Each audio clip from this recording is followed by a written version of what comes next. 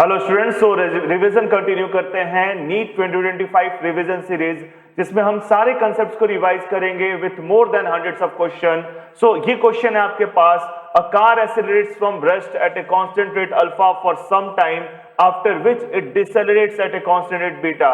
ऐसे क्वेश्चन में अप्रोच होना चाहिए आपका ग्राफ, और इस क्वेश्चन में आपसे वेलोसिटी पूछा जा सकता है और डिस्प्लेसमेंट भी पूछा जा सकता है। तो आपको इस बात का ध्यान रखना है कि जब भी ये क्वेश्चन हो आपके पास तो आप जो ग्राफ लेंगे वो ग्राफ लेंगे वेलोसिटी टाइम ग्राफ। अगर हम ग्राफ को रिकैप करते हैं तो सबसे पहले आपका displacement time graph, ST graph, displacement time graph, इसका जो स्लोप है वो बताता है आपका velocity. Slope of displacement time graph gives velocity. जैसे ये डिस्प्लेसमेंट हो गया, ये टाइम हो गया, ये कांस्टेंट वेलोसिटी मोशन हो गया, ठीक है, ये रेस्ट हो गया डिस्प्लेसमेंट टाइम के स्लोप से। और अगर हम नेक्स्ट देखते हैं तो ये डिस्प्लेसमेंट टाइम में अगर ग्राफ ऐसा है या ऐसा है तो आपका ये दोनों ग्राफ जो है एक्सेलरेशन बता रहा है, एक एक्सेलरेशन बता रहा है, दूसरा रिटार्डेशन बता रहा है। आप देखेंगे यहाँ पे स्लोप कम है और आगे जैसे जैसे जा रहे हैं स्लोप बढ़ते जा रहा है। सेम चीज यहाँ पे स्लोप ज्यादा है और आगे जब जा रहे हैं तो स्लोप कम होता जा रहा है। स्लोप का मतलब होता है angle with positive x axis. तो ये एक्सेलरेशन बता रहा है और ये रिटार्डेशन बता रहा है, ये चीज आपको पता होना चाहिए। खैर, ये तो हमारा डिस्प्लेसमेंट टाइम ग्राफ है। ओके, हम इस क्वेश्चन में जो यूज करेंगे वो यूज करेंगे वेलोसिटी टाइम ग्राफ। तो वेलोसिटी टाइम ग्राफ मैं आपको एक बार रिकैप करा देता हूं। This is velocity, this is time. Velocity time graph ये कांस्टेंट वेलोसिटी बता रहा है क्योंकि इसका स्लोप जो है वो 0 है। वेलोसिटी टाइम ग्राफ में स्लोप का मतलब होता है y बाई x। अगर हम डिस्प्लेसमेंट टाइम ग्राफ की बात करते हैं तो डिस्प्लेसमेंट बाय टाइम हमारा वेलोसिटी हुआ। अगर हम वेलोसिटी टाइम ग्राफ की बात करते हैं तो वेलोसिटी बाय टाइम आपका एक्सेलरेशन हो गया। सो वेलोसिटी टाइम का जो स्लोप है वो आपको देगा एक्सेलरेशन, और जो एरिया है वेलोसिटी टाइम ग्राफ का जो एरिया है वो देगा आपको डिस्प्लेसमेंट, वो देगा आपको डिस्प्लेसमेंट। तो ये आपका कांस्टेंट वेलोसिटी का ग्राफ हो गया।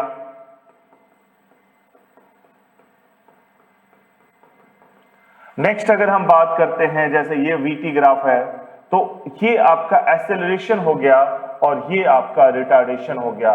बिकॉज इसमें अगर आप देखते हो तो स्लोप यहां पे आपका पॉजिटिव है, थीटा एक्यूट एंगल है, यानी स्लोप पॉजिटिव है, यानी ये एक्सेलरेशन हो गया, और ये आपका रिटार्डेशन हो गया। उसी तरीके से अगर हम एक्सेलरेशन टाइम ग्राफ की बात करते हैं तो उस केस में एरिया चेंज इन वेलोसिटी बताता है और स्लोप एक क्वांटिटी बताता है, जर्क। ठीक है, तो अब हम बात करने जा रहे हैं इस क्वेश्चन पे। तो इस क्वेश्चन में क्या है हमारे पास? इस क्वेश्चन में है कि कार रेस्ट से स्टार्ट होता है, मतलब कि इसका इनिशियल वेलोसिटी 0 है, फिर एक्सेलरेट करता है और फिर वो रिटार्ड करता है। अगर इस क्वेश्चन को देखते हैं तो यहां पे ये बनता है, इसका पहले बोला गया है कि कार स्टार्ट करता है रेस्ट से, पहले एक्सेलरेट कर रहा है और फिर रिटार्ड कर रहा है। तो इस तरीके से इसका ग्राफ होगा, first it accelerates and then retard. अब इस क्वेश्चन में बोला गया है आपका एक्सेलरेशन अल्फा है और रिटार्डेशन बीटा है। टोटल टाइम बोला गया है कि टोटल टाइम इसका t है। तो मान लेते हैं कि ये t1 टाइम तक एक्सेलरेट कर रहा है और t2 टाइम तक रिटार्ड कर रहा है, और मैक्सिमम वेलोसिटी vmax मान लेते हैं। तो अगर इस ग्राफ से हम देखते हैं तो इस ग्राफ से हम बोल सकते हैं कि आपका अल्फा जो है वो होगा vmax बाई t1, यानी कि t1 होगा आपका vmax बाई अल्फा। ये आपका t1 का वैल्यू हो गया। उस तरीके से अगर हम बात करते हैं बीटा का तो बीटा होगा vmax बाई t2, यानी कि t2 होगा आपका vmax बाई बीटा। ये आपका t1 हो गया और ये आपका t2 हो गया। इसमें बोला गया है टोटल टाइम टेकन t है, तो हम लिखेंगे यहां पे t1 प्लस t2 आपका t होगा, यानी कि vmax 1 by alpha plus 1 by beta, ये t के बराबर हो गया। या आप बोल सकते हो vmax alpha beta, alpha plus beta, ये आपका कैपिटल T होगा। तो यहां से आपके पास मैक्सिमम वेलोसिटी आ जाएगी alpha beta t by alpha plus beta. I hope ये आपको क्लियर होगा। सो हमने सिंपली क्या किया, T1 निकाला that is Vmax by alpha, T2 निकाला Vmax by beta. Beta retardation है इसलिए नेगेटिव साइन हम लेकर नहीं चल रहे हैं, beta is already A retardation. जैसे एक पार्टिकल मूव करता है रिटार्डेशन 2 मीटर पर सेकेंड स्क्वायर से, तो रिटार्डेशन उसका 2 हुआ, एक्सेलरेशन -2 हुआ। इस बात को समझिएगा, रिटार्डेशन ऑलरेडी एक नेगेटिव वर्ड है तो वहां पे हम नंबर को पॉजिटिव बोलते हैं। तो ये Vmax आपका alpha beta T by alpha plus beta हुआ। इस क्वेश्चन में कभी कभी पूछ लेता है कि आप टोटल डिस्टेंस ट्रेवल बता दीजिए, तो टोटल डिस्टेंस ट्रेवल यानी इसका एरिया, तो डिस्टेंस कितना होगा, एरिया यानी कि half into maximum velocity into time. आपके पास मैक्सिमम वेलोसिटी है, आपने निकाल रखा है alpha beta T by alpha plus beta, यानी कि ये हो जाएगा आपका इंटू टी, ये बनेगा alpha beta t square by 2 into alpha plus beta. Okay, so this is the distance table. I hope ये कंसेप्ट आपको क्लियर होगा। नेक्स्ट मूव करते हैं। क्वेश्चन है, a car starts from rest and accelerates at 5 metre पर second square. At t equal to 4 seconds, a ball is dropped out by a window of a person sitting in the car.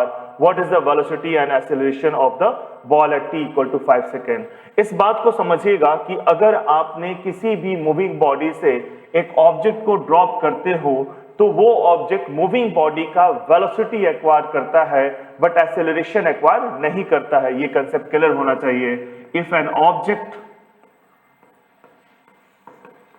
is dropped from a moving body,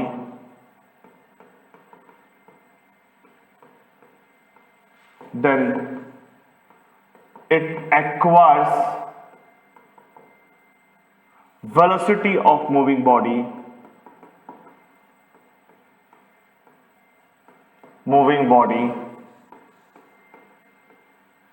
but not acceleration। तो ये object body, moving body का velocity acquire कर लेता है, acceleration acquire नहीं करता है। तो जैसा कि इस क्वेश्चन में आप देख रहे हो कि अगर 5 मीटर पर सेकेंड स्क्वायर से मूव कर रहा है, 4 सेकेंड बाद कार की एक वेलोसिटी होगी 20 मीटर पर second, v equal to u plus a t से मैं बता रहा हूं आपको। तो ये जो वेलोसिटी है, अगर इस वेलोसिटी से मैं एक ऑब्जेक्ट को ड्रॉप करता हूं, कार स्ट्रेट लाइन में इधर की ओर मूव कर रही है, तो ये ऑब्जेक्ट को मैंने सीधे की ड्रॉप किया, बट इसके पास कार की वेलोसिटी यानी कि 20 मीटर पर सेकेंड फॉरवर्ड डायरेक्शन में भी होगी। तो ये ऑब्जेक्ट ऐसे नहीं गिरकर कुछ इस तरीके से गिरेगा, प्रोजेक्टाइल पाथ में गिरेगा। तो इस बात को हमें ध्यान रखना होगा। तो ये पॉइंट आपके लिए क्लियर होना चाहिए कि अगर किसी ऑब्जेक्ट को मूविंग बॉडी से ड्रॉप करते हैं तो वो उसका वेलोसिटी एक्वायर कर लेता है। तो ये कुछ प्रोजेक्टाइल पाथ में गिरेगा, तो हमें प्रोजेक्टाइल के कंसेप्ट्स को पता होना चाहिए। पहले इसको वो कंसेप्ट देख लेते हैं। प्रोजेक्टाइल के कंसेप्ट मतलब कि कुछ इस तरीके से अगर कोई चीज गिरता है, एक टावर से या कहीं भी h हाइट से किसी ऑब्जेक्ट को आप गिराते हो, तो ये कुछ इस तरीके से जाएगा, थ्रो करते हो, ड्रॉप नहीं कर रहे हो, थ्रो कर रहे हो। बिकॉज कार से जब आपने ड्रॉप किया है तो उसके कार की वेलोसिटी ले लिया है, तो एक तरीके से टावर से थ्रो करने के बराबर हो गया। इसे बोलते हैं height to ground projectile, height to ground projectile.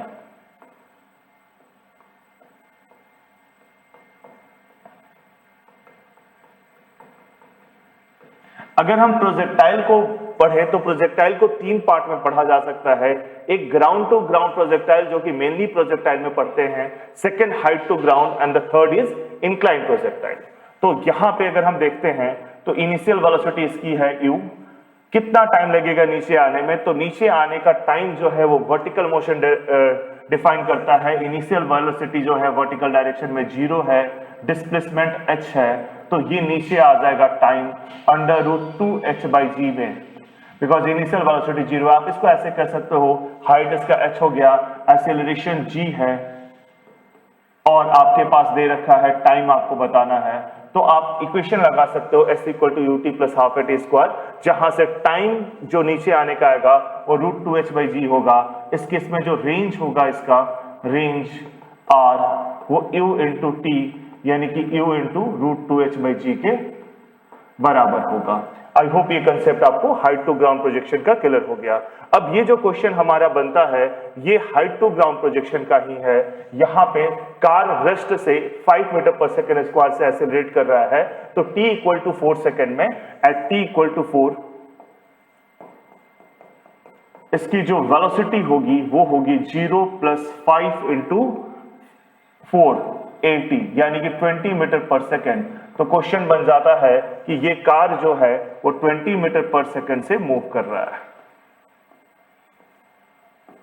20 metre पर सेकेंड से।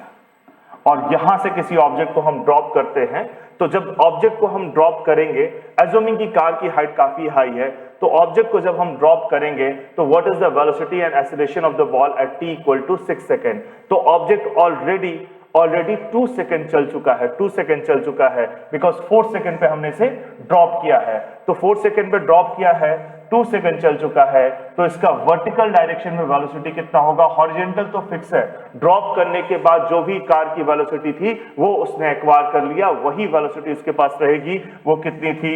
20 थी, 20 मीटर पर सेकेंड। वर्टिकल कितनी होगी? वर्टिकल के लिए आप समझिएगा कि ये वर्टिकली डाउनवर्ड g से गिर रहा है, g की वैल्यू हम 10 ले लेते हैं, तो 2 सेकेंड में v = u + gt ड्रॉप किया गया है, तो वर्टिकल वेलोसिटी तो 0 होगा, जो भी रहेगा वो इनिशियल रहेगा।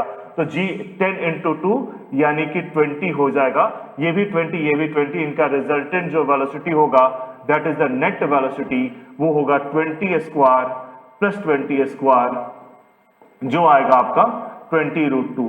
तो 20√2 वेलोसिटी हो गया। 20√2 ऑप्शन दो जगह है, यहां पे है और यहां पे है। एक्सेलरेशन देखिए क्या होगा, कार का एक्सेलरेशन तो नहीं एक्वायर करेगा, but acceleration due to gravity यानी कि 10 मीटर पर सेकेंड उस पे एक्ट करेगा। So A is the answer. I hope ये कंसेप्ट आपको क्लियर हो गया। नेक्स्ट क्वेश्चन की तरफ बढ़ते हैं। A projectile can have same range for two angle of projection. If t1, t2 be the time of flight in these two cases, then product of the two time interval. अब समझिएगा इस question में ये height to ground projection पहले हमने देखा, मैंने बताया प्रोजेक्टाइल मोशन को 3 टाइप से देखा जा सकता है, ground to ground projection, height to ground projection and incline projection. So यहाँ पे जो कंसेप्ट है वो है ग्राउंड टू ग्राउंड प्रोजेक्शन का। ये है आपका ground to ground projection. This is ground to ground projection. u velocity से थीटा एंगल पे आपने इसको फेंका है, तो इस केस में जो रेंज होगा वो होता है u² sin 2θ by g।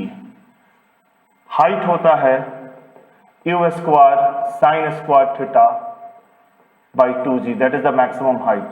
Time of flight होता है 2u sin θ बाई जी। ये 3 मेजर टर्म्स हो गए। इसके अलावा आपको इक्वेशन ऑफ पाथ भी पता होना चाहिए। इक्वेशन ऑफ पाथ होता है y = x tan θ minus gx² by 2u² cos² θ। इसको जब आप सिंप्लीफाई करते हो तो ये आता है x tan θ, दोनों से कॉमन ले लिए, इसको सॉल्व करते हैं 1 - x/r आ जाता है। r is the range. So ये इंपॉर्टेंट फॉर्मूलाज हैं। इसके अलावा अगर आप रिलेशन की बात करते हो तो ये रिलेशन भी होता है r = 4h cot θ, h = 1/8 gt²। ये दो इंपॉर्टेंट रिलेशन भी है, ये आपको पता होना चाहिए। इस रिलेशन से काफी बार क्वेश्चन पूछा गया है कि कौन सा एंगल ऑफ प्रोजेक्शन है जिसमें रेंज और हाइट दोनों बराबर होता है। तो r को आप x कर लीजिए और h को भी x कर लीजिए, तो cot θ 1/4 आएगा या tan θ 4 होगा, यानी एंगल कितना होगा? θ = tan 1/4।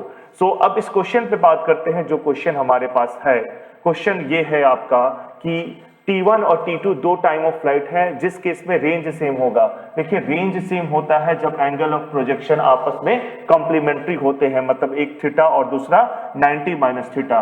तो इस तरीके से एक एंगल आपका थीटा पे गया और दूसरा आपका 90 - थीटा पे, दिस इज 90 - थीटा। दोनों पे रेंज सेम होंगे, हाइट और टाइम ऑफ फ्लाइट अलग अलग होगा। ये 90 - थीटा पे गया है, जिसमें टाइम ऑफ फ्लाइट T1 है, और इस केस में आपका थीटा एंगल है, टाइम ऑफ फ्लाइट T2 है। तो अगर आप चाहते हैं इसमें T1 क्या होगा? T1 हो जाएगा 2u sin 90 - थीटा बाई जी, इसको सॉल्व करते हैं तो 2u cos थीटा बाई जी, ये t1 हुआ, और t2 होगा आपका 2u sin थीटा बाई जी। अगर आप दोनों को मल्टीप्लाई करते हैं t1 इंटू t2, तो ये आपके पास आ जाएगा 4u square sine theta cos theta by g square. अगर आप फॉर्मूला को देखें, रेंज का फॉर्मूला, तो रेंज का फॉर्मूला था u square sine 2 theta, sine 2 theta 2 sine theta cos theta के बराबर होता है। तो रेंज का फॉर्मूला था 2u square sine theta cos theta by g. तो इसे मैं ऐसे लिख सकता हूं 2 बाई जी इंटू रेंज, यानी कि रेंज होगा आपका 1/2 जी t1 t2। क्वेश्चन में ये पूछा गया है कि t1 इंटू t2 किसके प्रोपोर्शनल होगा, तो t1 इंटू t2 r के प्रोपोर्शनल होगा। ये जो फॉर्मूला आया ये भी एक इंपॉर्टेंट फॉर्मूला बन जाता है। तो इस तरीके से हमने 3 क्वेश्चन और इसके साथ बहुत सारे कंसेप्ट्स को डिस्कस कर दिया। Thank you.